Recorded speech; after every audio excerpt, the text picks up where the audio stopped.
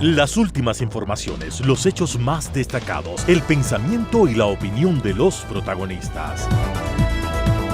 Opinión y noticia, el periodismo para todos, es posible con la independencia y ética del comunicador.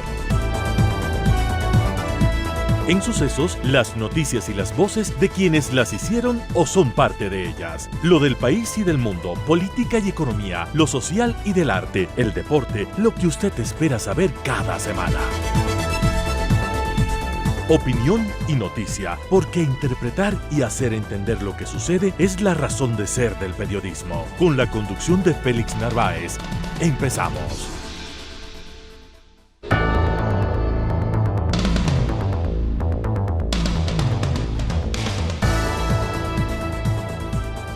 Amigos, muy buenos días. ¿Qué tal? ¿Cómo están ustedes? Un saludo cordial desde el 101.7 FM de Sucesos y desde cualquier parte del mundo usted nos puede sintonizar en el www.radiosucesos.fm.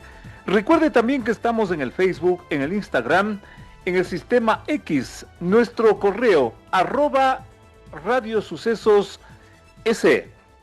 Para el día de hoy, importantes invitados como siempre, empezando por algo que me permito convocar el interés, la audiencia, la atención de nuestro público. Todo lo que dijo Salcedo es verdad. Todo. Afirma el exdirector del Hospital Pablo Arturo Suárez, el doctor Hernando Santillán, quien teme que las mafias de la salud pública continúan. Los detalles que nos va a dar realmente sorprenden. Si sorprende lo que dijo Salcedo, van ustedes ya mismo a escuchar a nuestro invitado. Mientras tanto, la ex alta funcionaria del correísmo, Manuela Gallegos, responsabiliza a Correa de la terrible crisis que amenaza la existencia de esa agrupación política. Mientras tanto, la gerente de la empresa municipal de agua potable, Verónica Sánchez, confirma que hasta el martes de la próxima semana se normaliza la dotación de agua potable en el sur de la capital. Una buena noticia. Y a propósito de buenas noticias, la economía crece al 3.4%, lo confirma el señor economista Alberto Acosta, pero sostiene que el futuro de la economía depende de la inversión. Esto y más a partir de este momento por ustedes, por su opinión. Gracias por acompañarnos.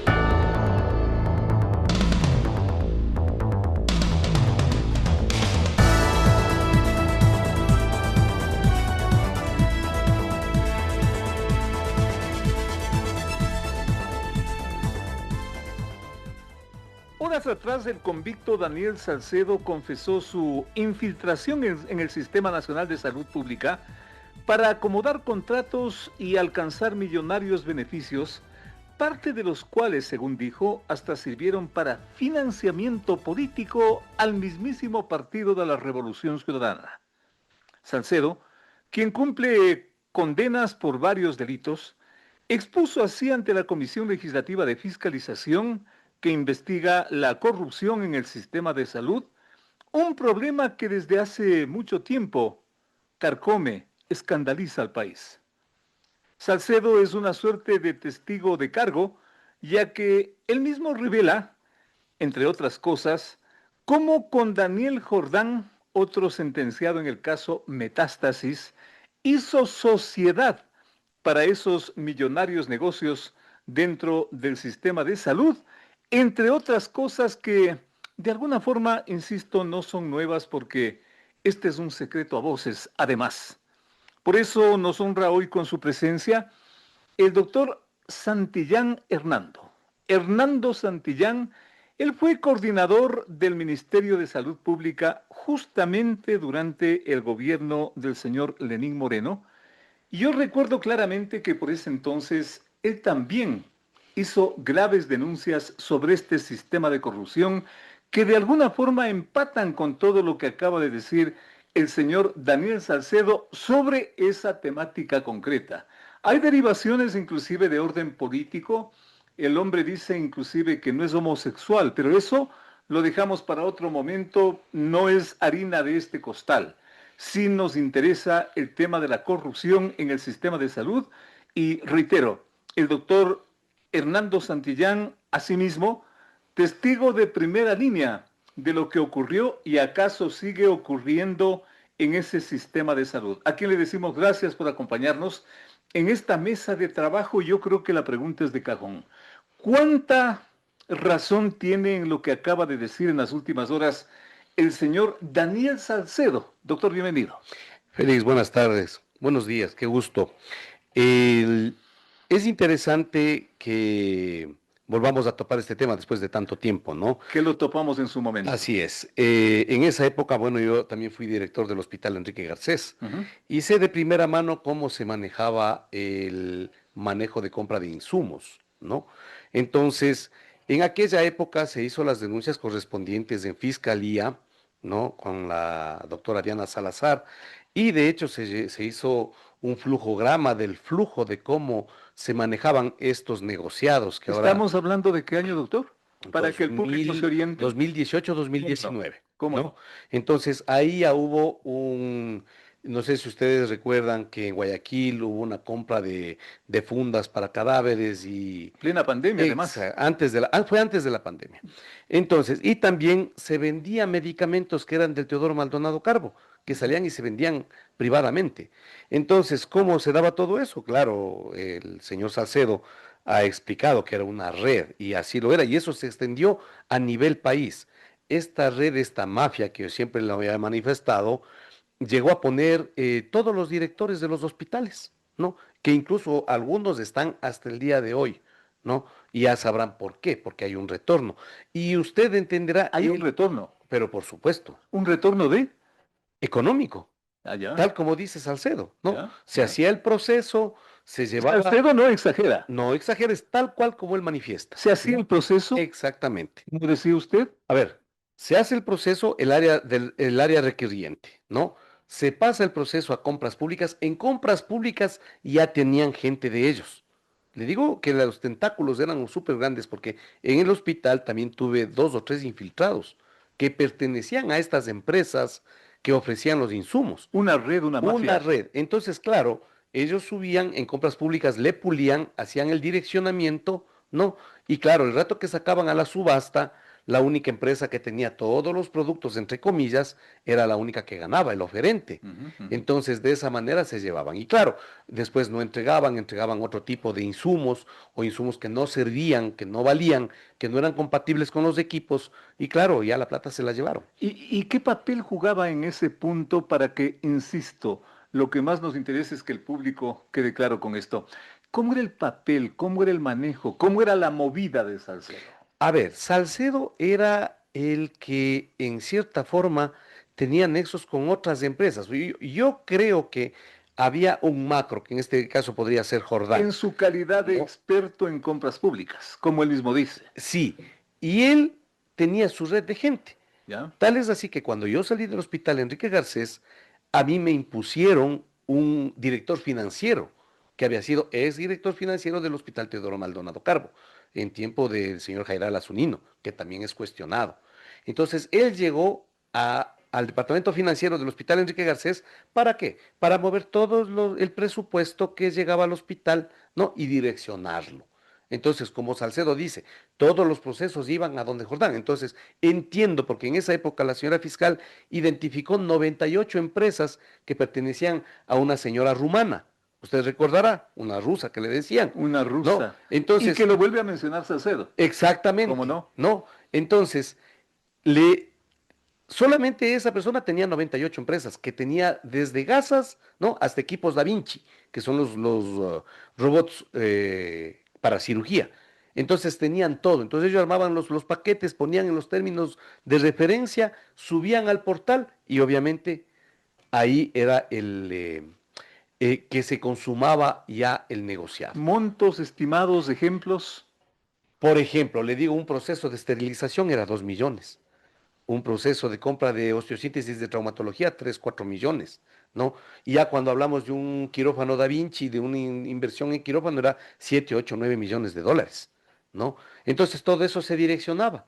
Entonces eran varias empresas con varios RUC, pero cuando uno sabe de compras públicas, identifica pues las BPMs e identifica el registro sanitario.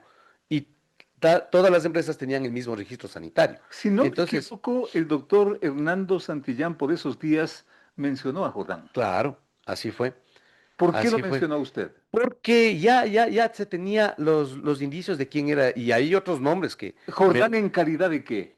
era el gran accionista, el empresario, Ya, ¿no? ya. Entonces, de ahí venían era como una pirámide, tal como dice Salcedo, ¿no? Hay varias cosas. Salcedo, en cierta forma, era el que hacía el lobby en los hospitales y el que ponía, me invento, se hacía el amigo del director financiero. Decía, yo te pongo un analista, ¿no? Pero es el que se encargaba de ir haciendo las cosas. Ujú. Y así se iban. Entonces, claro, yo creo que incluso este poder llegó a poner ministros, ¿no? Porque tal era así, Poner a poner ministros. ministros, me atrevería a decir, ¿Ya? porque en su época, en el gobierno de Moreno, manejaban, o sea, tal empresa decía, tal persona vamos a poner de ministro, y así lo era. Y ponían los directores, ¿no? Los directores de hospitales. Entonces era una cuestión de locos, Qué ¿no? impresionante, Entonces, doctor. bueno, con las declaraciones de él se va a ir puliendo, van a ir saliendo. Yo creo que lamentablemente se van a ver colegas inmiscuidos ahí, porque sí hubieron colegas que se prestaron para eso. Colegas que estuvieron y que ya no están, que continúan. Unos ya no están, otros continúan. Que continúan. Exactamente. Entonces, y a mí también me sorprende porque acaban de nombrar un nuevo ministro de salud, ¿no? Ujú. Y por ejemplo, Que es el es segundo prácticamente en 15 días, algo así. exactamente. Y sorpresivamente le ponen de gerente del hospital de Calderón a una persona que no tiene ningún título registrado en el CNESID. Hospital de Calderón, Correcto, ¿sí? director, De gerente del hospital. gerente, Está que publicado en no las tiene redes. título. Sí, ahí está hecho la denuncia por, me parece que es la posta, ¿sí? Ya, ya. Y lo ponen y ponen las páginas del CENESID y no tiene título. Entonces, yo me hago la pregunta, ¿estamos cayendo en lo mismo?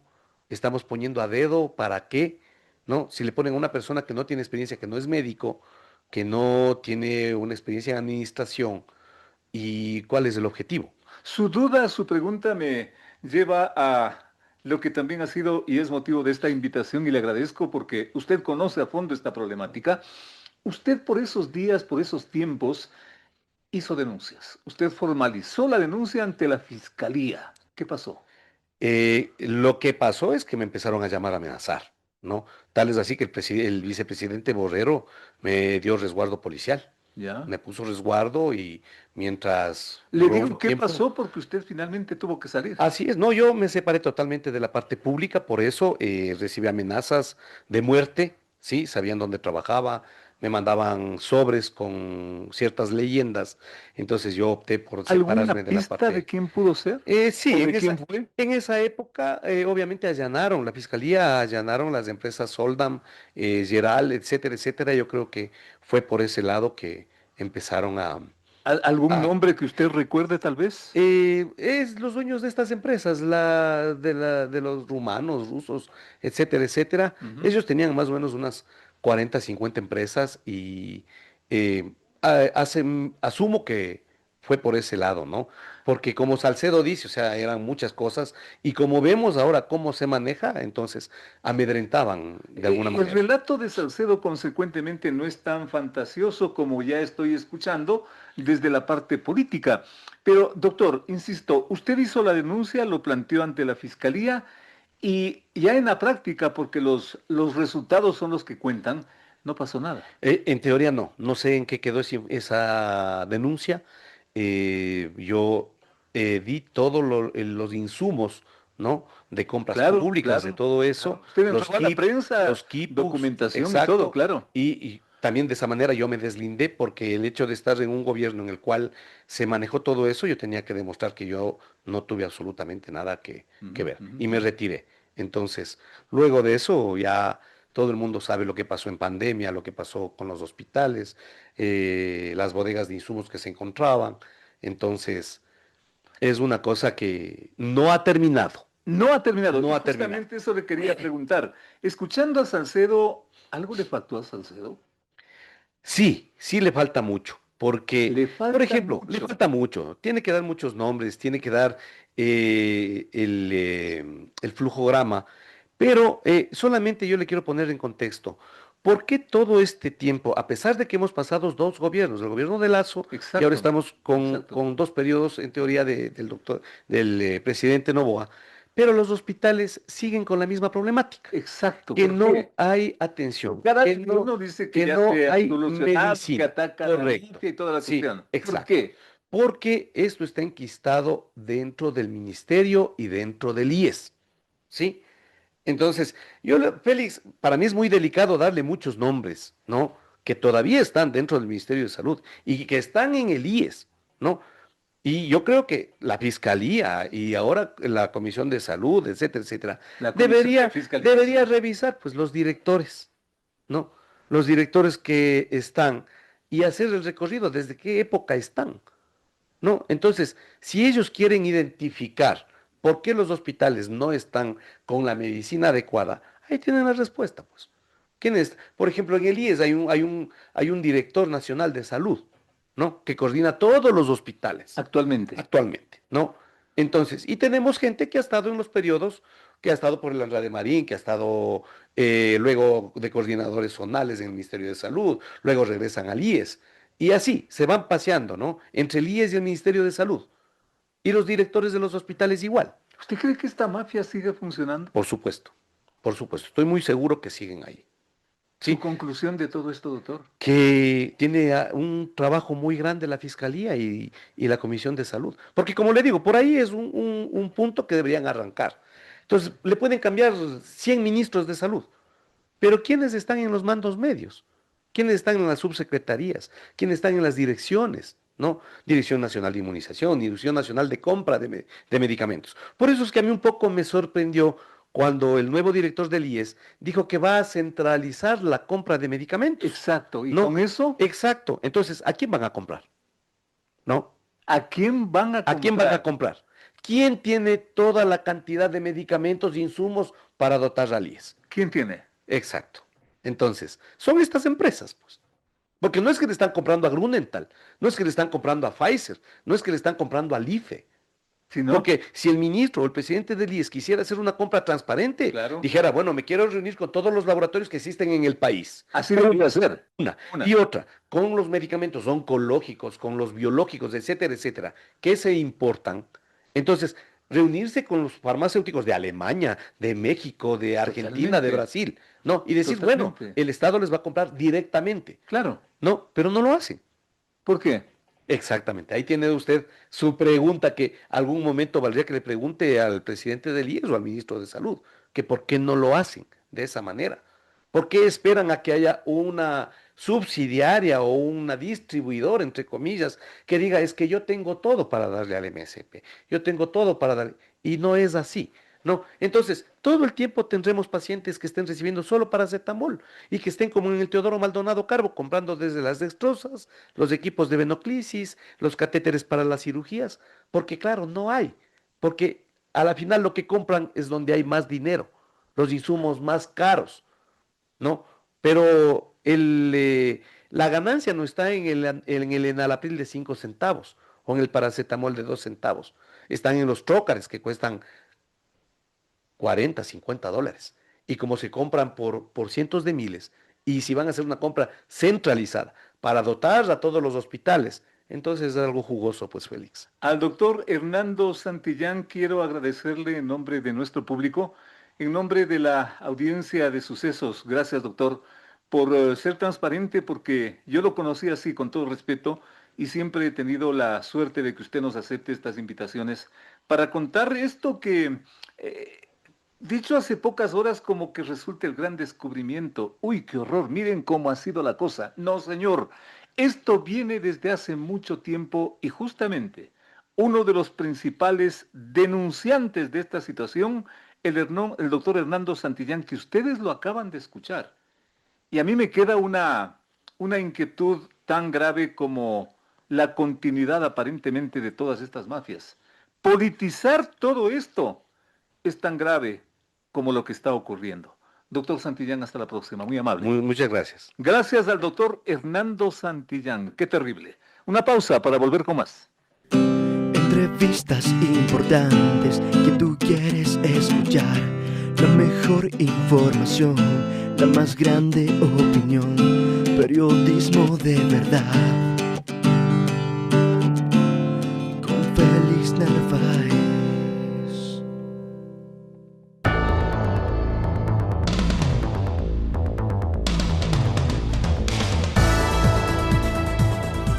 La sabia popular dice que al partido de Correa se le durmió el diablo al ver que en pocos días se han caído prácticamente 5 y que pueden ser 6 de los 67 legisladores con que llegó esa organización a la actual asamblea. Y no solo eso, las expresiones de sus últimos desafiliados o despedidos, especialmente del asambleísta Yajaira Urresta, son truenos que hasta hacen temer el futuro mismo de esta organización política denominada Revolución Ciudadana. Yajaira Urresta dijo lo siguiente dirigiéndose a la presidenciable Luisa González. Que comparto el día de hoy con ustedes, que ha llegado a mi conocimiento la existencia de unos chats en donde la señora Luisa González, presidenta del Movimiento Revolución Ciudadana, se remite a mí de una forma despectiva, baja, grosera y a la vez falta de sororidad, llamándome tuerta de mierda.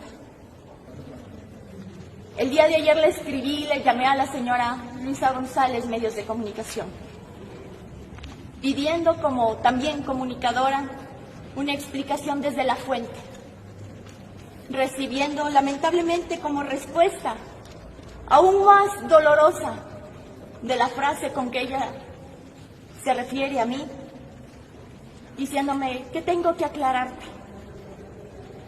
Creo que la frase sí, soy tuerta, no me tiene que aclarar, pero no sabía lo de mierda y eso no le voy a permitir. Y aquí le quiero recordar, señora Luisa González, que yo llegué al partido por lucha social, no porque me he vendido, ni tampoco por favores sexuales con nadie. Y en ese marco, un intercambio de mensajes entre Urresta, Luisa González y el propio Correa, que solo confirman la crisis escondida en esa organización política, en esa organización que gobernó al país durante, yo diría, más de 10 años. Y el vendaval no para. El grupo político llamado Movimiento Avanza decidió en las últimas horas separarse de la Revolución Ciudadana y formar su propio bloque, que serían unos 17 legisladores, se comenta extraoficialmente.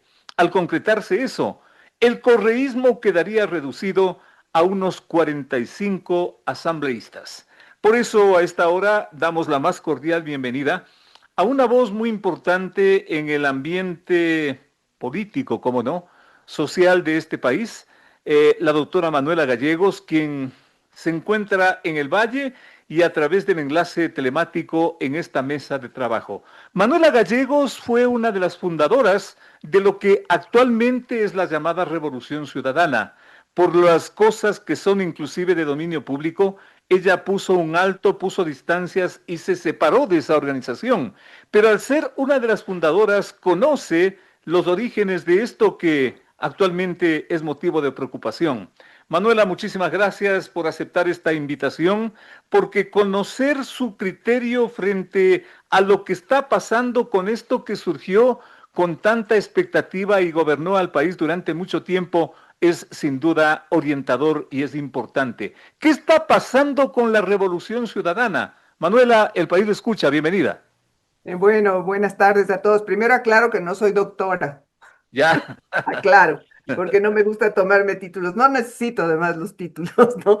Pero bueno, segundo, Gracias, yo creo que esta es la manifestación de a qué estado ha llegado la política nacional. Si yo me acuerdo que cuando yo empecé a salir del barrio para actuar en política nacional, una de las cosas era que se vayan todos y fuera la partidocracia. Por lo menos habían partidos definidos. Ahorita yo no sé lo que hay, ¿no? desgraciadamente, todo este sueño de cambio al que apoyé yo hasta el 2009, junio del 2009, cuando el dueño del partido me mandó a informar que muchas gracias por mis servicios, olvidándose de que había, ya casi todos estábamos fuera, ¿no? Que fue un grupo en donde estaba yo quienes le dimos la posibilidad de ser presidente. Pero bueno, así son las cosas y así es eso fue el inicio de una personalidad que hoy la vemos totalmente tal cual es. Una persona que se cree el dueño de las almas, los pensamientos y los miembros de lo que llaman su partido Revolución Ciudadana, con gente que está dispuesta absolutamente a obedecer y a cumplir sus órdenes, y el que se sale de la línea será castigado. Como dijo Correa en respuesta a la señora Urresta, el que se mete con Luisa se mete conmigo. Sí, pues así lo dijo. ¿no? En qué momento, Manuela, a su criterio se quiebra todo este sueño de cambio?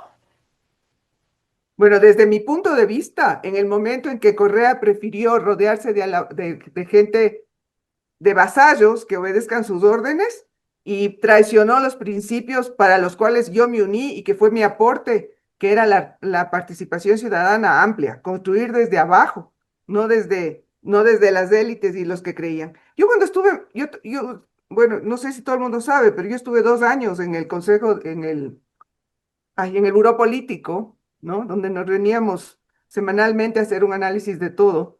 Y siempre mi posición fue la de que debía estructurarse un partido real, como creo que es lo que debe trabajarse este rato en el país, un partido donde hay estructuras claras, principios claros, dinámicas claras democráticas internas para que se vayan justamente apareciendo nuevos líderes que se ganen el nombre de líder, siendo por su trabajo, por su transparencia, por su compromiso, etcétera. Evidentemente, esto no existe en Revolución Ciudadana, ¿no? Lo que existe es un grupo que ha estado acostumbrado a que le den las órdenes, y claro, los que ya se resisten son los que salen, ¿no? Entonces, O falla el liderazgo. Controlar esto a control remoto como que es difícil, o es consecuencia del no ganar elecciones luego de durante tanto tiempo ser dueño de todo. ¿Qué mismo pasa, insisto, Manuela? yo creo que el liderazgo debe ser algo que lidera a un grupo con Claro, pensamiento y con todo. Los otros así son es. caudillos, Ujú. caudillos. Correa es un caudillo y una persona que cada vez está, creo que inclusive, desgraciadamente, alguien a quien yo personalmente he estimado, que es Ricardo Patiño, le veo que ahora está en la asamblea, pero como que se fue unos años y no tiene idea de lo que ha pasado realmente en este país en todos estos años, ¿no? Entonces, están con una idea de un Ecuador que se lo crearon en la cabeza y que probablemente no les interesa tampoco procesarlo bien porque sencillamente ellos no entienden el que un partido político, una realidad política, y vuelvo, insisto, es lo que necesita el Ecuador en este momento, es justamente el tener una organización política que sea democrática, que sea participativa, que proponga ideas, que fortalezca las ideas y que trabaje con la gente abriendo conciencias. Desgraciadamente, una persona como Correa y todos los que le han, ¿qué diría? Pues los pupilos de Correa, son gente que no tiene interés en realmente crear una democracia real, que no la tienen tampoco dentro de su partido y por lo tanto no creen en la democracia, o sea, creen en la construcción desde arriba, una persona que es el que sabe todo. Es una cuestión de caudillo y de máximo conocedor de todo, ¿no? Entonces, Sin embargo, allí se argumenta, Manuela, que la persecución política también es implacable y le culpan a la persecución política de todo esto. bueno, yo creo que ya eso ya creo que el pueblo ecuatoriano se ha dado cuenta, el cinismo y la sinvergüencería, pues, ¿no? Han robado a manos llenas, o sea, se han llevado, y que yo digo siempre, robar es malo. Robar cuando eres político, peor. Y peor cuando llegas diciendo que eres el defensor del pueblo y estás trabajando para el pueblo. Y peor todavía cuando robas a un pueblo del tercer mundo como el nuestro, donde la pobreza y 1 millón de problemas tiene que enfrentar nuestro pueblo, ¿no? Entonces yo creo que ya la sinvergüencería y el cinismo yo creo que ya está más que descubierto respecto a quiénes son, ¿no? Tenemos un sinnúmero de reos y un sinnúmero de prófugos, comenzando por la cabeza, ¿no? Que para hablar de lejos es muy, muy fuerte, pero ¿por qué no viene? Yo por lo menos, usted acuérdese que yo luché contra Lucio Gutiérrez. Sí, señor. Sin embargo, Lucio Gutiérrez tuvo la valentía de regresar, enfrentar y estar en la cárcel, ¿no? Esa es la diferencia. No Y como digo que consecuencia, estimada Manuela, como consecuencia también de todo esto, y nos vamos a las últimas elecciones, el país fraccionado, el país dividido, porque la mitad del Ecuador supuestamente le cree al señor Correa y la otra mitad no. ¿A dónde vamos con todo esto? Un poco más en términos de conclusión, Manuela. Bueno, primero yo creo que este momento, el Ecuador, todos los ecuatorianos deberíamos de estar arrimando el hombro para construir, recuperar este país para todos. Mientras el uno tira para un lado y el otro tira para el otro, sencillamente no llegamos a ningún lado, ¿no? Yo creo que ya es tiempo, por ejemplo, no sé si, bueno, creo que a usted no le mandé lo último. Yo justamente uno de mis últimos artículos que escribí, yo decía, estaba de regreso de viaje y de pronto abrí X, lo que era Twitter. 5 minutos después dije, ya me acordé por qué lo cerré. Todo es insultos y desprestigio. Aquí nadie propone nada. Inclusive gente súper preparada, gente a la que yo les respeto personalmente, siempre están listos para criticar, pero den una alternativa. Este país tiene innumerables problemas y grandes de esos problemas son dejados por Correa, por el que nos dejó endeudados por la eternidad, ¿no? Porque se robaron un montón de plata, porque eso es lo que está, por eso están en tantos juicios, hicieron unas cosas que nos han dejado sumidos en la inseguridad. No. Yo acabo de regresar de Turquía de un viaje largo y le digo, cómo recordé mis tiempos de infancia y de juventud cuando aquí se podía caminar por las calles libremente. No hace tanto tiempo. Yo me acuerdo hasta hace 10, 15, 20 años uno podía andar en la calle tranquilamente, ¿no? Entonces, realmente, mientras no entendamos los ecuatorianos que esto ya deben dejar de pelear, de insultarse, de desprestigiar, y que todos deberíamos pensar en un solo Ecuador, y ojalá eso haga el presidente Noboa. Yo hasta ahora no le veo, siguen quejándose y desprestigiando todo, ¿no? Porque además es otra cosa, aquí es pecado ser exitoso, aquí es pecado tener dinero.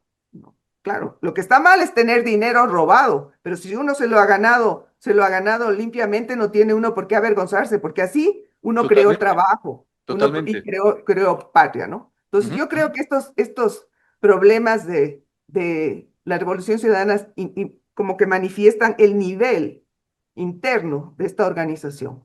Con un caudillo, un montón de sus, no sé cómo se llamen, iba a decir una palabra, pero mejor no, y un montón de pupilos que están esperando a ver hasta dónde. Yo le oía a la señora González en esta entrevista que tuvo ayer, Ya, y ya. que hablaba de que sí, lo que pasa es que Novoa les compra y ellos se venden. Hasta donde yo sé, la señora González había sido social cristiana, ¿no? De lo que yo sé. Sí, Entonces ese digo, antecedente ¿a qué aparentemente momento? también hay. ¿Cómo También, no? pues hay que recordar las cosas, ¿no? O sea, decir, si fue social cristiana, ¿y cómo así terminó en el otro lado, en la revolución socialista o revolución ciudadana, como llaman, que de ciudadana no tiene nada, ¿no? Y termina siendo la líder y todo, cuando ella era social cristiana. Entonces, que me hagan entender, yo no entiendo. Para mí, la revolución ciudadana no es nada más que un caudillismo fuera de la realidad, que a lo único que le importa es defenderse ellos y salir ellos, sobre todo los que estaban arriba y que han robado y están este rato acusados, y que les importa un pepino el país. Con Porque esa conclusión, con esa conclusión quiero quedarme, estimada Manuela, agradecerle por su brillante análisis de esta situación. Digo brillante porque es frontal y usted siempre al pan, pan y al vino, vino le ha dicho y le seguirá diciendo. Y por eso le seguiremos molestando. Manuela, hasta la próxima. Muy no amable. me molesta, ha sido un gusto estar con usted. Hasta luego. Gracias a Manuela Gallegos. Saquen sus propias conclusiones. Volvemos con más.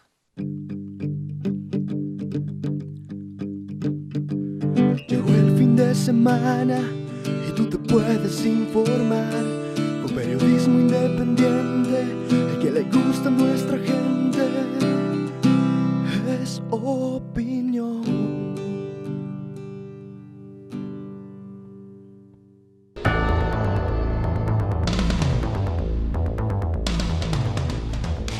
Y el martes de la próxima semana se normalizaría la dosificación, la dotación de agua potable para el sur de Quito, que desde hace prácticamente 10 días carece de ese servicio por la rotura de 350 metros de tubería conductora por un deslave en los páramos del volcán Antisana. Tanqueros, en su mayoría municipales, han sido movilizados para tratar de suplir la falta de líquido elemento para casi medio millón de habitantes de las populosas parroquias de Quitumbe, Guamaní, Argelia, La Ecuatoriana, Chillogallo y Turubamba. Las condiciones geográficas y ambientales de la zona sur han dificultado las tareas que se vienen dando y según las autoridades municipales en el llamado 24/7, es decir, en condiciones permanentes de trabajo. Y por eso justamente nos vamos a ese sector. De antemano agradezco el esfuerzo de la ingeniera Verónica Sánchez, ella es la gerente general de la empresa municipal de agua potable, el esfuerzo para ubicarse en un sitio donde tenemos señal, le tenemos claramente en la pantalla, y para preguntarle sobre si es que nos confirma que la próxima semana, qué día exactamente, el sur de Quito ya podrá haber normalizado este servicio vital del agua potable. Ingeniera, bienvenida, un gusto tenerle por acá. Adelante, por favor. Un gusto y un cordial saludo a toda la ciudadanía que nos escucha en este momento. Nos encontramos justamente en el sector de la Mica. Recordemos que este es el sistema Mica Quito Sur que abastece a la planta del Troje. Estamos hablando de 88.000 abonados, cerca de 400.000 habitantes. Recordemos que Quito tiene una población de cerca de 3 millones de habitantes. Estamos hablando del 13% de afectación de la población. Esta ha sido una situación muy compleja, muy dura. Estamos en condiciones muy críticas. Acá el clima estamos ahorita mismo menos de 4 grados y en la noche puede estar hasta menos 7 grados. Pero la gente está trabajando 24/7 desde el primer minuto que supimos que aconteció este evento, ¿no? Esto realmente se produce por un deslizamiento de tierra de 600.000 metros cúbicos. Es producido básicamente por las lluvias, por las precipitaciones registradas en este mes. Ya a la fecha tenemos más del 140% de las lluvias que se registran en el promedio de los últimos 25 años. Y cuando se ha hecho las inspecciones, son lluvias, digamos, son aguas nuevas, o sea, que reflejan, digamos, la saturación del suelo actual.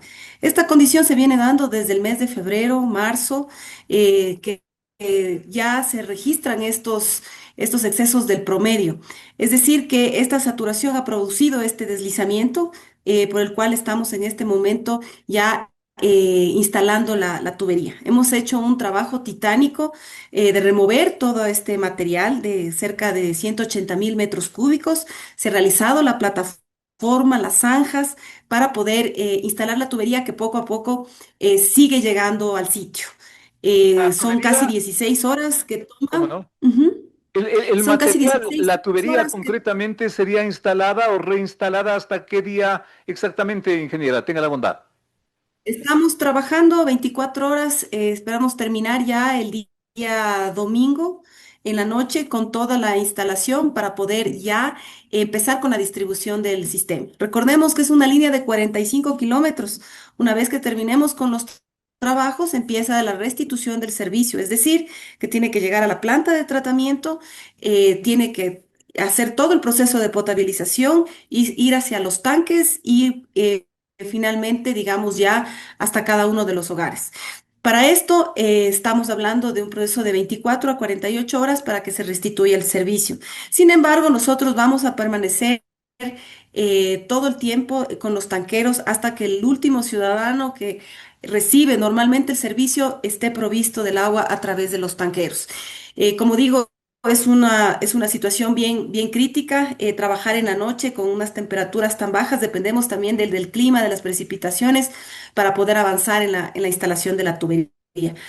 Hasta el momento, podemos decir que el día de hoy terminaremos cerca de un 50% ya de los trabajos y, digamos, de la instalación de la tubería, porque la remoción digamos, de todo el material que se deslizó de la plataforma, eso prácticamente ya está culminado. De hecho, hemos hecho inclusive un camino de acceso para que pueda entrar la tubería. Así que esa es la situación acá en la Mica. Nos encontramos en este momento. Un elemento para complementar esta información valiosa, muy importante que usted está proporcionando al público, a la comunidad, especialmente del sur de Quito.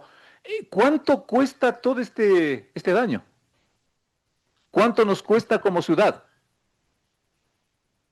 A ver, tenemos que pensar también que no solamente es la restitución de la tubería, estamos hablando de 350 metros, es también toda la provisión a través de, de los tanqueros y sobre todo que hemos tenido mucha ayuda voluntaria de muchas ciudades, de municipios pequeños.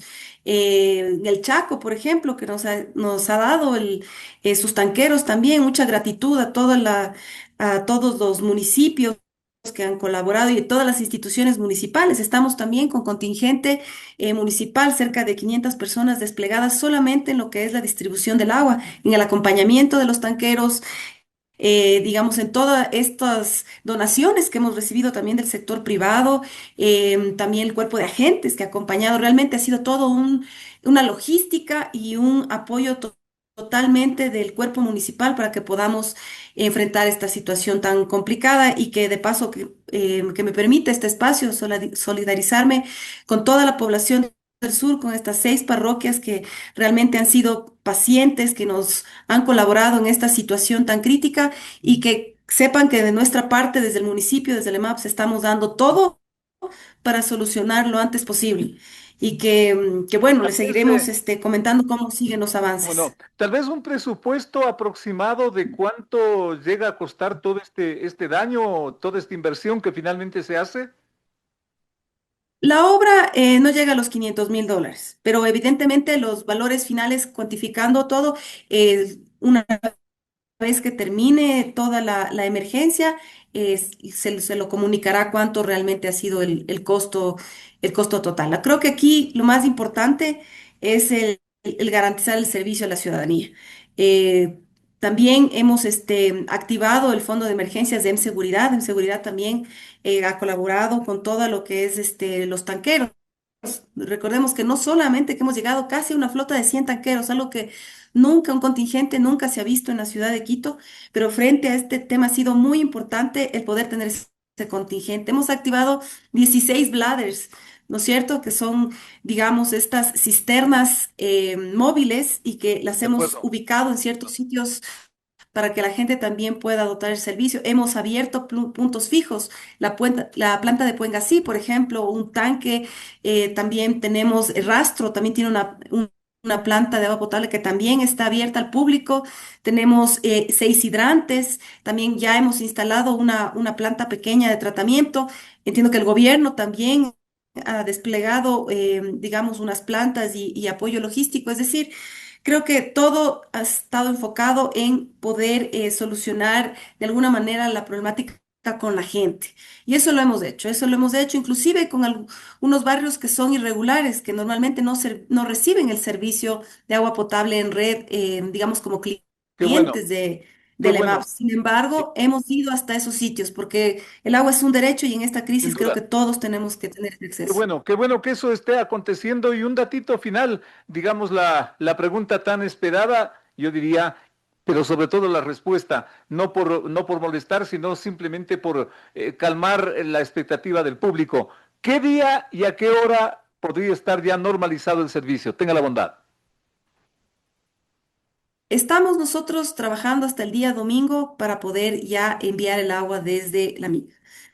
Si todo sale como lo estamos planificando, como lo ha mencionado también nuestro señor alcalde, será entre 24 y 48 horas que recibirán el servicio. Como le digo, es una línea de 45 kilómetros, tiene que tener todo un proceso de potabilización, Claro. luego de eso tiene que ir a los tanques, luego a las redes, entonces realmente es un proceso complejo, no es 1 hora o 2 horas, ¿no? Entonces, nos mantenemos en esa información, así que Martes, igual el miércoles. día, estamos hablando de 24 y 48 horas, estamos hablando hasta el día martes y igual seguiremos nosotros informando a la ciudadanía. Ingeniera, muchísimas gracias. Un gusto tenerle por acá. Felicitaciones por este trabajo que conozco muy, digamos, cabe decir de cerca, toda esta labor que usted especialmente viene haciendo. Ingeniera, muchísimas gracias. Hasta una próxima oportunidad. Cuídese, muy amable. Usted, muchas gracias. Gracias por permitirnos dar de primera mano información sobre lo que está sucediendo en este momento. Muchas gracias y un saludo fraterno a la ciudadanía que nos escucha. Gracias a la ingeniera Verónica Sánchez, la gerente de la empresa municipal de agua potable. Ya saben ustedes lo que está pasando en el sur de Quito. Volvemos con más en un momento. Gracias, ingeniera. de 8 a 9, con el periodista Félix Narváez, otro aporte de Radio Sucesos a la opinión libre y enterada del oyente.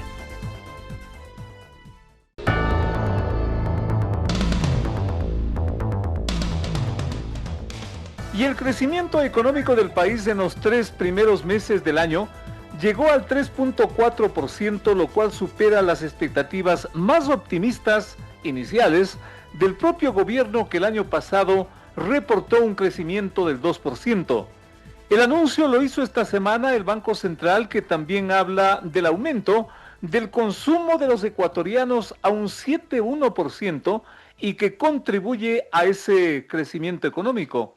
El mismo informe determina un aumento de la inversión en el país y el crecimiento de la mayoría del sector industrial se dice como factor de repunte de esta recuperación, si cabe el término, económica. Por esto estamos haciendo contacto con el señor economista Alberto Acosta Burneo, a quien le agradezco de antemano por aceptar esta invitación a esta mesa de trabajo, porque su análisis siempre es riguroso, siempre frontal, es muy importante para entender cómo es que en las actuales circunstancias que está no muy lejanas del entendimiento, yo diría del sentido común de la gente, esto de la violencia, en fin, tenemos una recuperación de ese nivel, 3.4%, que de ser así nos pone optimistas. ¿Cuál es su punto de vista frente a esto, señor economista? Bienvenido. Bueno, un gusto estar con ustedes. Definitivamente son buenas noticias. Luego de un año tan complejo como fue 2024, con una contracción económica, la economía el año pasado se contrajo 2%, y detrás de esa contracción estuvo primero una crisis de inseguridad con la que empezamos el año, seguido por fuertes incrementos impositivos, y finalmente cerramos el año con apagones masivos. Todo eso detuvo al país, por eso el país se contrajo. Pero a pesar de ese escenario complejo, hubo buenas noticias dentro de todo por el lado exportador. El sector exportador nunca paró, siguió creciendo, sobre todo el exportador no petrolero, hay que estar muy claros. Tuvimos productos con desempeños extraordinarios, como el cacao. Entonces las exportaciones siguieron subiendo en una economía deprimida. Las importaciones, en cambio, se contrajeron. El resultado fue un enorme superávit comercial, más de 7.000 millones de dólares de superávit comercial, lo que ha permitido elevar la liquidez de la economía de manera significativa. A esto se suman también las remesas. Las remesas al primer trimestre de este año, acumulado a 12 meses, también se incrementan significativamente, más de 1.000 millones de dólares incrementales de remesas. Y finalmente tenemos un financiamiento que otorgan los multilaterales y el FMI al gobierno, que también es mayor a lo que el país tiene que pagar en deudas. Entonces, es más lo que nos prestan que lo que tenemos que pagar. Alrededor de 1.000 millones también de financiamiento externo neto. Al final del día, lo que tenemos es una acumulación de liquidez importante. La economía está muy líquida, los depósitos suben, y vemos como gradualmente esos depósitos se están transformando en crédito, en un entorno en donde desde agosto las tasas de interés están en descenso.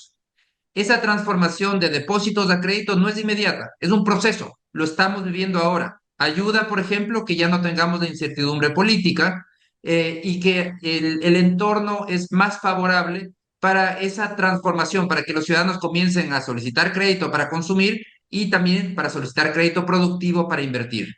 Qué buena cosa que esto esté aconteciendo en la economía, pero ¿qué tan sostenibles son estas previsiones del crecimiento de la mejoría económica, señor economista?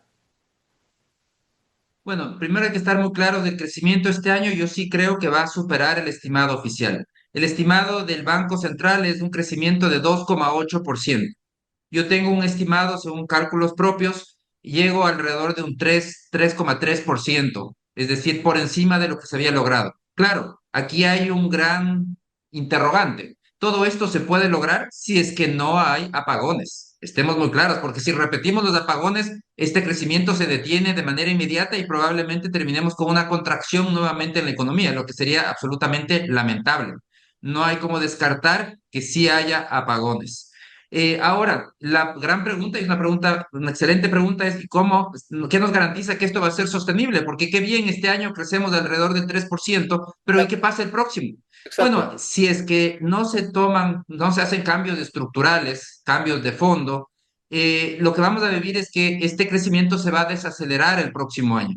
Y los siguientes años volveremos a ese crecimiento inercial del Ecuador que se acerca al 2%. Crecer al 2% es insuficiente para un país con el grado de desarrollo de Ecuador. Un país que necesita estar creciendo por encima del 5% por varias décadas si algún día espera salir del subdesarrollo. Ya es algo que no lo veremos nosotros, pero al menos que nuestros bisnietos lo puedan ver. Pero para eso hay que crecer por encima del 5%. Caso contrario, ni ellos van a lograr ver esa situación. Entonces, el desafío son esas reformas de fondo, reformas estructurales que hay que hacer. ¿Y qué reformas son? El tema de fondo es cómo hacemos que el país sea más atractivo para invertir. El motor del crecimiento económico es la inversión productiva. Necesitamos atraer más inversiones en todos los sectores de la economía. Y esos son los cambios de fondo que hay que hacer para garantizar ese crecimiento que sí sea sostenible en el futuro. De momento, consecuentemente, tenemos razón para ponernos algo optimistas, economista. Sí, yo creo que hay que ser optimistas, primero porque estamos viendo que la economía está repuntando y eso es positivo. Y eso se ve ya en varios indicadores, incluyendo los indicadores de empleo, que todavía hay mucho por hacer, porque aquí ya dirán algunos, pero miren, todos estos problemas tenemos. Sí, tenemos infinidad de problemas, pero lo importante es que este barco ya no está yéndose hacia abajo, está comenzando a subir. Cambió de dirección, fundamental. Ahora, tiene que subir y un buen trecho. Entonces, también nos debería dar optimismo el que tenemos una asamblea que trabaja en conjunto con el Ejecutivo. La relación asamblea-presidente está destrabada, está funcionando. Eso no lo han tenido los gobiernos anteriores. Yo creo que estamos por primera vez en muchos años con un gobierno fuerte, como el que solamente pudimos haber tenido en la época de Correa. Desde entonces vinieron gobiernos débiles, gobiernos con poca capacidad de gestión. Ahora tenemos un gobierno que tiene una capacidad política muy importante, que puede hacer cambios de fondo a nivel legal para mejorar el entorno. La gran interrogante es si el gobierno conoce esos cambios que se requieren hacer y si los va a impulsar. Sería una lástima que se desperdicie esta oportunidad que existe, una oportunidad de un gobierno que tiene la popularidad y además tiene el músculo político para hacer estos cambios y que se desperdicie sin hacerlos. ¿Cuál es la gran pregunta a manera de recomendación que usted sugeriría en esta próxima consulta popular, referéndum, en fin, que se haría para fortalecer toda esta perspectiva de crecimiento económico? ¿Cuál es la pregunta del millón que usted sugeriría en esa consulta popular? Bueno, yo creo que con una pregunta, solo una pregunta fundamental, podemos solucionar los grandes problemas del país. Y esa pregunta es simplemente, ¿está usted de acuerdo con permitir toda inversión pública, privada, mixta, nacional o extranjera en todos los sectores de la economía, sin privilegios ni vetos? Yo creo que si preguntamos eso, si los ciudadanos dicen sí, queremos inversión en todos los sectores, sin ninguna excepción, podemos destrabar el país de una manera inimaginable, porque lo lamentable es que hemos construido un entorno legal lleno de ataduras, ataduras al desarrollo. Todas esas, por ejemplo, empezando por el concepto de sectores estratégicos que se creó en la Constitución de 2008.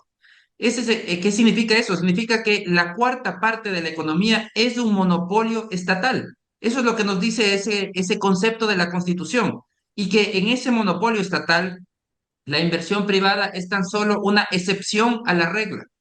¿Y cuál es el resultado? Bueno, en petróleo lo estamos viendo. La producción petrolera cae en 100.000 barriles por día en la última década. Porque es el monopolio estatal, solo el Estado debe invertir. El privado es una excepción a la regla. No puede invertir. Si el Estado no le autoriza, no puede invertir. ¿Qué pasa en electricidad? Insuficiente inversión, apagones masivos, 14 horas de apagones. ¿Por qué? Porque el Estado no tiene plata, la billetera del Estado es minúscula. ¿Cómo podemos poner toda la responsabilidad en el Estado cuando el Estado no tiene la plata para invertir lo que requerimos? Se requieren, según el Plan Maestro de Electricidad, 17.000 millones de dólares en la próxima década para salir de la crisis energética. El Estado no los tiene ni los va a tener. Por eso es que la crisis energética no se ha acabado, está aquí. En telecomunicaciones, otro monopolio estatal. ¿Cuál es la única empresa que tiene acceso a la red 5G, al espectro radioeléctrico para desplegar la red 5G? Es la empresa pública, CNT, pero es precisamente la empresa que no tiene ni los clientes, ni la tecnología, ni los recursos para hacerlo. De esa manera, mientras el mundo ya avanza hacia el 6G, en el Ecuador ni siquiera empezamos a pensar en el 5G, porque a través de este monopolio estatal se direcciona a una sola empresa, la empresa pública, y se bloquea al resto. En minería el país tiene décadas de atraso frente a sus vecinos, Perú o Chile. En Perú y en Chile la minería representa más del 10% de su Producto Interno Bruto. En el Ecuador, en la actualidad, es recién 1,7%, y eso que ha subido muchísimo, pero es recién 1,7%. Nuevamente, ¿por qué? Porque ese es otro sector estratégico bloqueado a la inversión. Entonces tenemos que aprendamos de Colombia, de Perú, no nos vayamos muy lejos, copiemos lo que ha funcionado con los vecinos. En electricidad necesitamos un mercado eléctrico mayorista, como tiene Colombia, como tiene Perú. Pero el Ecuador, lamentablemente, no apostó por ese modelo, apostó por el mismo modelo energético de Venezuela y de Cuba. Y tiene los mismos problemas de Venezuela y de Cuba, apagones masivos. Entonces, esta pregunta se enfoca en el tema de fondo, abrir la puerta a la inversión en todos los sectores, y veremos cómo la economía comienza a florecer. Más de bienestar, más de empleo, más ingresos para los ciudadanos. Economista, gracias por hablarle así a nuestro público. Muchísimas gracias por su orientación y desde luego por su análisis. Hasta una próxima, economista. Muy amable, muy gentil. Muchísimas gracias, siempre es un gusto. Muchísimas gracias al economista Alberto Acosta Burneo. Este 3,4% del crecimiento que ha generado, desde luego, los comentarios negativos de la oposición, diciendo que es mentira, que es un manejo interesado por parte del Banco Central, tiene sus bases.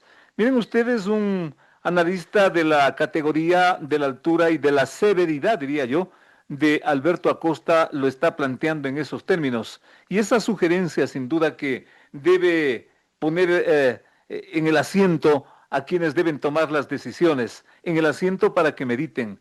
Una pregunta importante, fundamental, relacionada con la inversión en la próxima consulta popular. Saquen sus conclusiones. Una pausa, volvemos con más.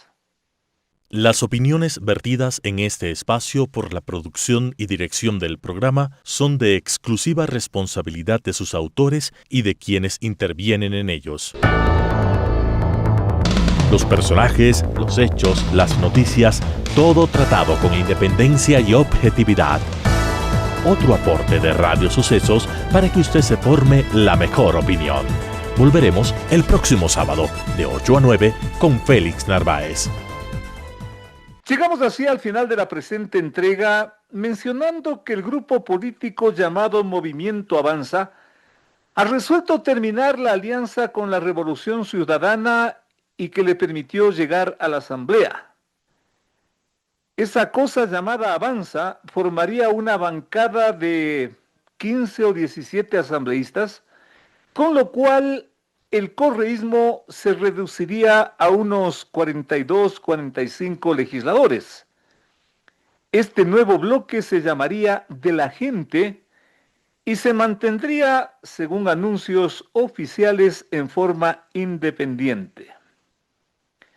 Muchas cosas que decir al respecto, pero la primera creo que es que la crisis del correísmo prácticamente está tocando fondo.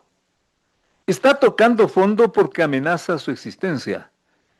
Y es que lo que ha ocurrido en los últimos días trasluce una situación que se tenían bien guardada, o tenía el señor Correa bien guardada, pensando que esto nunca iba a explotar o nunca iba a estallar en las manos. ¿A qué me refiero? Controlar, manejar un partido político, una organización de esas características de la llamada Revolución Ciudadana, que ha ido cambiando de nombre a través de estos años hasta llamarse RC, Revolución Ciudadana, pues es a consecuencia fundamentalmente de que el señor Correa no entiende que esto no se puede manejar a control remoto. Desde luego tiene incondicionales, empezando por la propia señora Luisa González, quien operó como candidata presidencial, pero que a todas luces era su representante, era su... Algunos dicen, y con todo respeto, pero es un término que se utiliza mucho en política, un títere del señor Correa. Se lo digo con todo respeto, pero esto es lo que se dice en el ambiente político, no por ofenderla, sino por graficar lo que iba a constituir cuando la señora eventualmente aspiraba a sentarse en el sillón de la Plaza Grande. Eso el señor Correa prácticamente le perdió, yo creo, la visión. Es tanto tiempo que vive afuera, autoexiliado en Bélgica, que tiene una visión totalmente distorsionada de cómo son las cosas, que el país cambió mucho en todo este tiempo que el señor está lejano. Lo que sabe es que un grupo está prácticamente refugiado en México y unos 2 o 3 en otros países, en Venezuela, antes estuvieron en Bolivia, también en Argentina, en fin, corridos por los techos, como ellos mismos dicen. Y mantener una organización política en esas condiciones y con esas características, imposible. Y allí está un grave problema que tampoco lo asume. Es por eso que se dio el resultado electoral último. Es por eso que el señor no asume que fue una campaña electoral terrorífica, una campaña electoral equivocada, una campaña electoral que el pueblo ecuatoriano o la mayoría del pueblo ecuatoriano no lo asumió. No la asumió porque la rana René no entró, porque simplemente quedó como una burla y la gente se dio cuenta de eso. Eso el señor Correa no lo ha asumido y continúa en una suerte de defensa a ultranza de sus principales cuadros, es decir, la gente que le sigue a pie juntillas. Y esa expresión de que si te metes con Luisa, te metes conmigo, una amenaza a la señora Urresta, que hace en cambio una afirmación que no han dicho una sola palabra los correístas. La señora dijo que su presencia es fruto de la lucha social y no de los favores sexuales. ¡Qué brutal expresión! ¡Qué brutal expresión! ¿Qué nomás conlleva eso? Pues es consecuencia de todo lo que está pasando en esta llamada revolución ciudadana. Y es importante decirlo, mantenerlo, porque como le preguntábamos a Manuela Gallegos, ¿y qué hacemos con todo esto que en las últimas elecciones nos presenta un país dividido? La mitad que no cree en este llamado correísmo y la otra mitad que sí cree. ¿Qué hacemos con todo esto? Yo creo que esos resultados electorales a esta altura habrán variado, me supongo, pero también es preocupante porque esta gente, estos personajes políticos, continúan convencidos que van en algún momento a retornar al poder. Todo se puede pensar, pero finalmente todo también está en sus manos. Y por eso nuestro aporte para que usted saque las mejores conclusiones. Amigos, Dios mediante, hasta la próxima semana. Las opiniones vertidas en este espacio por la producción y dirección del programa son de exclusiva responsabilidad de sus autores y de quienes intervienen en ellos. Los personajes, los hechos, las noticias, todo tratado con independencia y objetividad.